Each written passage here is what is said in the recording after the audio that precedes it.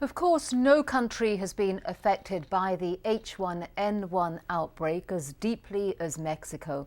The health consequences have been well documented, but Mexico also has suffered a great deal of economic damage, and it has concerns about how other countries are reacting to this epidemic. For more about all of this, we are joined by Christopher Sabatini. He is the Senior Policy Director of the Council of the Americas. Thank you very much for joining us on the program. Thanks for having me. There have been calls in the United States to close the border with Mexico because of the outbreak of flu. How are Mexicans reacting to this? Well, they're rightly reacting with disgust and distrust, because we share a 2,000-mile border. 80% of Mexico's exports are bound for the U.S. market, and also Mexico is the U.S.'s fourth largest trade partner. If we were to seal the border, besides the fact that it isn't practical, but if we were to seal it, it would have huge economic consequences for Mexico and the United States that really do not merit the extent of this crisis.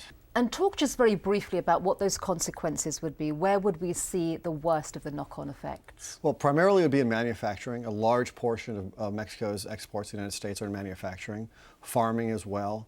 But you also have oil exports to the United States, which Mexico is a large oil exporter to the United States. It would have, in the midst of a global recession, it would have an incredibly damaging effect, not just on Mexico and U.S. economic relations, but on overall global demand. President Felipe Calderón has complained about Mexicans being discriminated against. Are Mexicans becoming increasingly frustrated and angry at the way in which they seem to be getting the short end of the stick here? Yes, and who can blame them? This really follows a pattern of a series of criticisms and very thinly veiled racist reactions against Mexico, whether it's on trade, immigration, manufacturing jobs in the United States, and now, of course, there's this. And so many Mexicans feel rightly aggrieved that they're being targeted. And the classic case in point is when China, just recently this weekend, quarantined 70 Mexicans, not because they were showing any signs of the H1N1 virus, but because they simply were carrying Mexican passports. And just going back a little bit to the economic consequences, Mexico's tourism industry brings in big bucks for that country.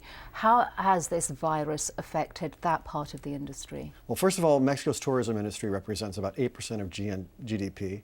It accounts for the third largest source of foreign revenue in the country. And if you go right now to Mexico, the tourism areas, tourism hotels are completely abandoned. But it's not just a short-term effect. Let's imagine that optimistically that Mexico gets a handle on the H1N1 virus in the next few weeks. People that are planning vacations now, even for August, don't know. So this will have a long-term effect because people will not be planning on vacationing for quite some time in Mexico.